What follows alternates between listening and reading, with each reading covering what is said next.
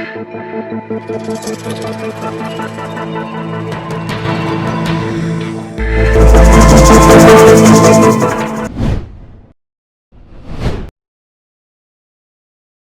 કરો શરૂ કરો તલાવ ગામની પ્રાથમિક શાળા શરૂ કરો શરૂ કરો શરૂ કરો તલાવ ગામની પ્રાથમિક શાળા શરૂ કરો શરૂ કરો શરૂ કરો તલાવ ગામની પ્રાથમિક શાળા શરૂ કરો ચાલુ કરો ચાલુ કરો તલાવ ગામની પ્રાથમિક શાળા શિક્ષણ આપો આદિવાસી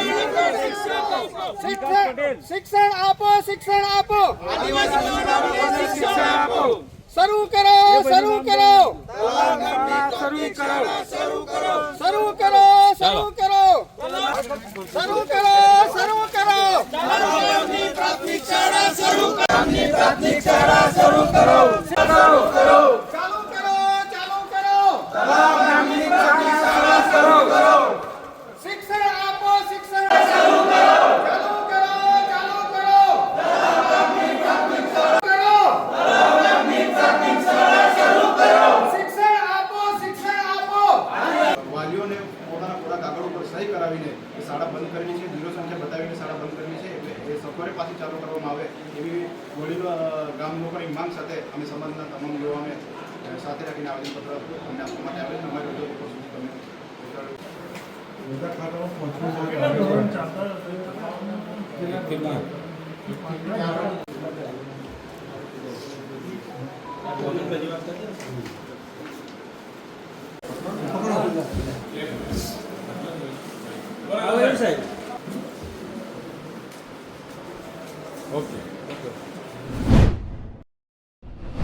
આજે અમે જિલ્લા કોંગ્રેસ સમિતિ એના હોદ્દેદારો, તાલુકાના પ્રમુખો, અલગ અલગ સેલના પ્રમુખો, અમે અમારા નેતા અને વિરોધ પક્ષના પૂર્વ નેતા ગુજરાતના માનનીય સુખરામભાઈ રાઠવા સાહેબના નેતૃત્વમાં સરકારને આવેદનપત્ર આપ્યું છે. આવેદનપત્રની વિગત એ છે કે ગુજરાત સરકારે, કોંગ્રેસ સરકારે 2010માં જે આદિવાસીઓ માટે શિષ્યવૃત્તિ શરૂ કરી હતી એ શિષ્યવૃત્તિ બંધ કરવા માટેનો પરિપત્ર કર્યો છે. અત્યારે એમણે મેનેજમેન્ટ કોટાની જે સીટો છે એને બંધ કરવાનો, અને આપણને ખબર છે કે થોડીક સીટો કાયદેસર ભરે છે, બાકીની ખાલી રાખીને બધી જ મેનેજમેન્ટ કોટામાં ભરે છે. તો એમની શિષ્યવૃત્તિ બંધ કરવાનો પરિપત્ર કર્યો છે. અમે માનીએ છીએ કે આ પ્રકારનો પરિપત્ર કહીને આવતા દિવસોમાં આદિવાસીઓ જે ભણે છે, પોસ્ટ ગ્રેજ્યુએટના કોશિશ કરે છે, મેડિકલમાં હોય, એન્જિનિયરિંગમાં હોય, લોમાં હોય, દરેક જગ્યાએ હોય, એમનું શિક્ષણ બંધ કરવાનું, એ શિક્ષણ કેવી રીતના ખાડે જાય એ નિયતથી આ પ્રકારના પરિપત્રો કહી રહી છે. અમે કોંગ્રેસ પાર્ટી પૂરા ગુજરાતમાં આ પરિપત્રનો સખત વિરોધ કરીએ છીએ. આવતા દિવસોમાં જો આ પરિપત્રને પાછો ખેંચવામાં નહીં આવે તો કોંગ્રેસ પાર્ટી આ જે આંદોલન છે એને જલદ બનાવશે.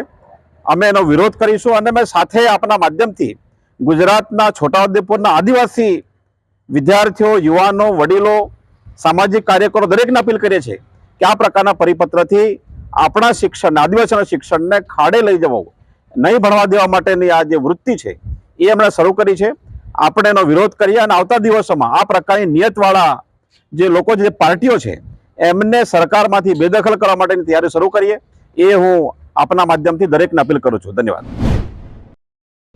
સરકાર શ્રી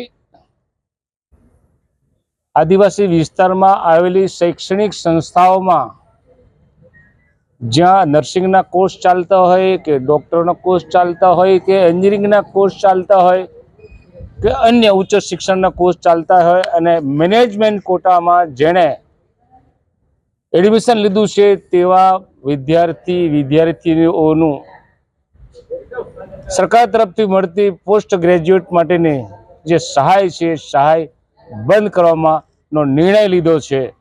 અને એ નિર્ણય થકી આદિવાસી સમાજના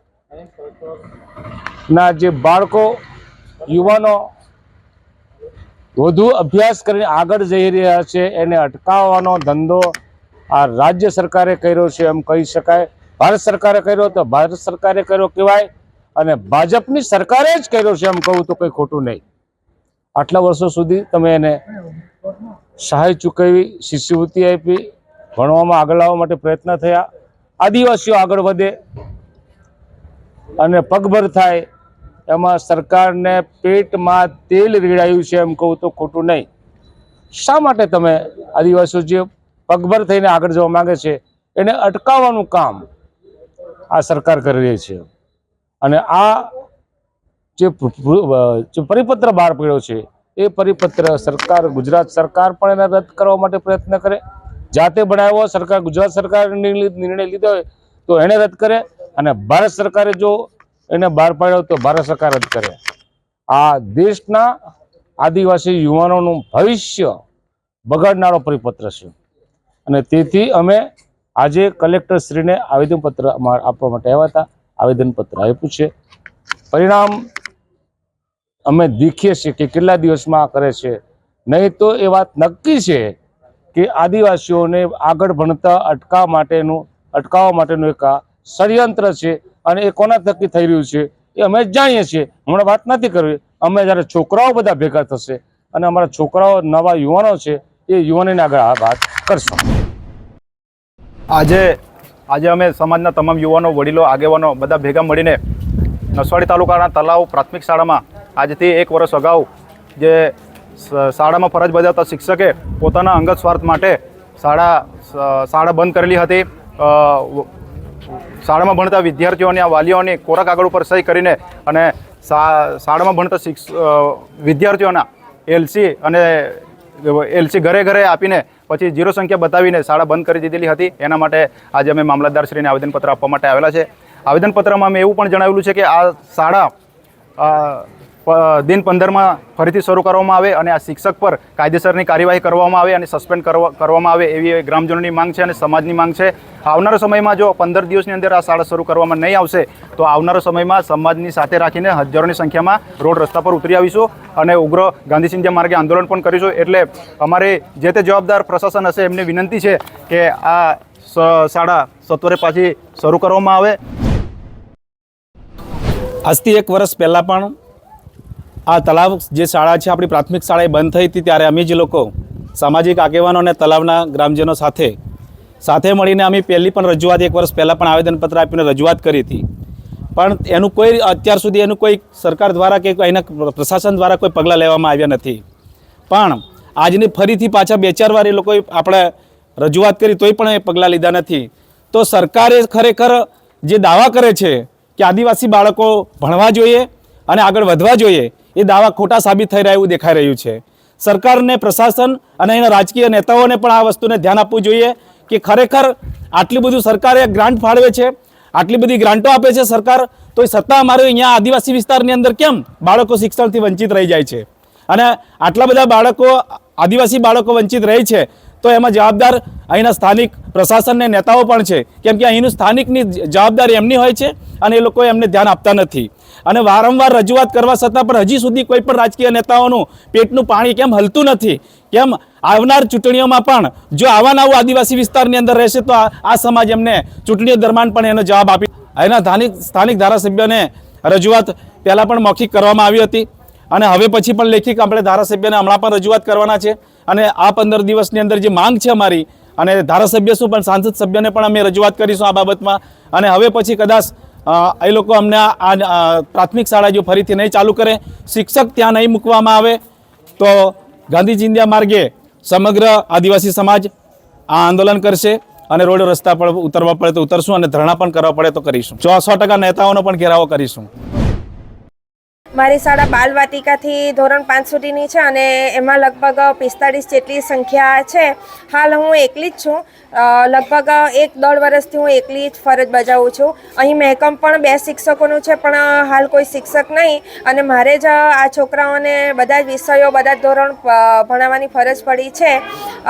મુખ્ય મુદ્દો એ છે કે હાલ હું એકલી છું એટલે બધા છોકરાઓને ન્યાય આપી શકતી નથી. મારાથી બધા ધોરણોને પૂરતો ન્યાય અને બાળકોને પણ પૂરતો ન્યાય આપી શકાતો નથી. હાલ વેકેશન પૂરું થતાં નિશાળ બીજું સત્ર ખુલ્યું છે, તો હું ગુજરાતી અને ગણિતના પાયાના વિષયનું જે શિક્ષણ છે તે જ હાલમાં ભણાવું છું. મારી શાળા 2016થી તોડવાની મંજૂરી મળેલી છે, ત્યાર પછી બનાવવાની મંજૂરી આવી જ નહીં. જિલ્લામાં અને TRP સાહેબને પૂછતા એવું જ જણાવે આવે છે કે બેન તમારે ટેન્ડર કોઈ ભરતું નહીં ને એવું કહે છે. તો હવે ટેન્ડર ના ભરે ત્યાં સુધી શાળા વગર તો બેસી ના રહેવાય ને. ચોમાસામાં પણ ખાસી તકલીફો પડે છે, પાણીઓ ગળે છે, બાળકો એ જ બીજો કોઈ વિકલ્પ નહીં હોતા એ જ શાળામાં ભણવા માટે મજબૂર બન્યા છે. બિપરજોય વાવાઝોડામાં પણ ઘણા બધા પતરાને બધું ઉડી ગયું છે, પણ સરકાર ધ્યાન આપતું નહીં અને મારે આ જ શાળામાં બાળકોને ભણાવવાની મજબૂરી હોય તો હું એ જ શાળામાં ભણાવું છું. બાજુનો ઓરડો છે એમાં પણ પાણીના કારણે બારણું એ થઈ ગયું છે. હવે એમ કહે છે કે બેન 1.5 મહિનામાં તોડવાની મંજૂરી બનશે, તો મારે નવું લખાવવું કે શું કરવું એ ખબર પડતી ને. તો ઓફલાઈન કેમ્પમાં જે જગ્યાઓ બાકી રહી તે એકતરફી શિક્ષકોને ગઈ ઠરાવ પ્રમાણે આપવી જોઈએ, આપવામાં આવી નથી અને ઓનલાઈન કેમ્પ ચાલુ કરી દેવામાં આવે છે. તો એકતરફી શિક્ષકો જે છે એમને પણ અન્યાય થઈ રહ્યો છે. તો સરકાર એ વિશે ઘટતું કરે અને ઓનલાઈન કેમ્પના મુખ્ય નિયમો છે એ પણ બહાર પાડવામાં આવ્યા નથી.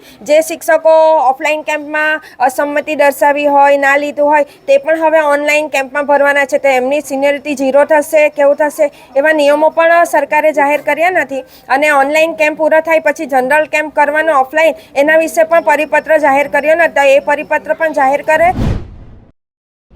તાલુકાની અંદર અમારા ઘર જર્જરિત ઓરડા 76 જેવા છે અને એ 76 ઓરડાની ફાઇલો આવી ગયેલી છે અને એ ફાઇલો આપણે પ્રમાણપત્રો લઈ લીધેલા છે અને મંજૂરી માટે પ્રોસેસમાં મોકલેલા છે.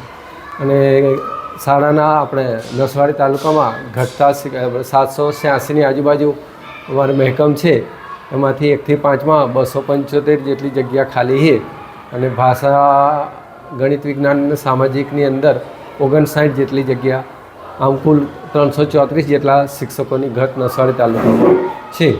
શિક્ષકોની ઘટને લીધે બાળકોના શિક્ષણ ઉપર અસર તો થવાની છે.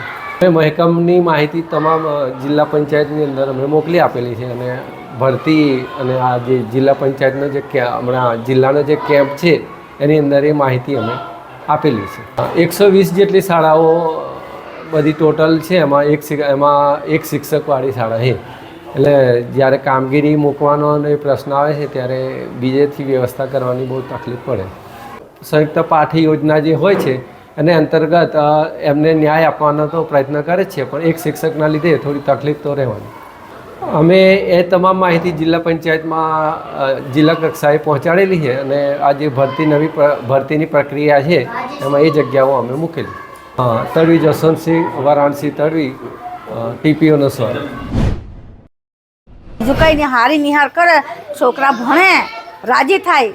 છોકરા નિહાર હાર્યો તો છોકરા આવે કે ન આવે, છોકરા બીજા રખડ્યા થઈ જાય. નહીં પડે ને નિશાળ. બેન એકલા જ છે, એકલાના 5 થી થોડા વર્ષે બેન એક શિક્ષક મોકલો. ધારાસભ્ય જોયો જ નહીં, કેવો છે તે નહીં જોયો, અહીંયા ગામને આવ્યો નહીં. ખોડિયા ગામની શાળા છે. શાળાની અંદર 45 થી 50 છોકરો આવે છે, પણ ઓરડાનું કંઈ ઠેકવાનું નહીં. એક જ ઓરડાની અંદર બધા છોકરા બેહાડે છે. વહેલી તકે જો આ ઓરડાનું નિશાળોનું કંઈક આયોજન કરતા હોય તો સારું છે. 45 છોકરા વચ્ચે એક જ બેન છે અને એને BLOનું કામ કરવાનું, મિટિંગોમાં જવાનું, તો અમારા છોકરાને પૂરતું શિક્ષણ નથી મળતું. એના માટે એકાદ શિક્ષક વધારાનું મૂકે તો સારું છે. નિશાળના ઓરડા પણ આ પતરા તૂટી જ જશે. 1.5 વર્ષ થયું, આ બીજું વર્ષ થાય પણ કોઈ જોવા આવતું નથી કે છોકરાને નિશાળ તૂટી જાય છે. પાછળ તમે જઈને જોઈ આવો કે મોટું ટ્રેક્ટર સરકે એવડો મોટો બખો પડી ગયો છે. એ બધી જવાબદારી, બધી નુકસાનવાળી વાત છે. એટલે તમે આ સરકારને કોઈ અધિકારીને કહી અને કંઈ કરાવતા હોય તો સારું. એક જ બેન છે કે ભણાવવા જાય કે મિટિંગમાં જાય કે શું કામ કરે.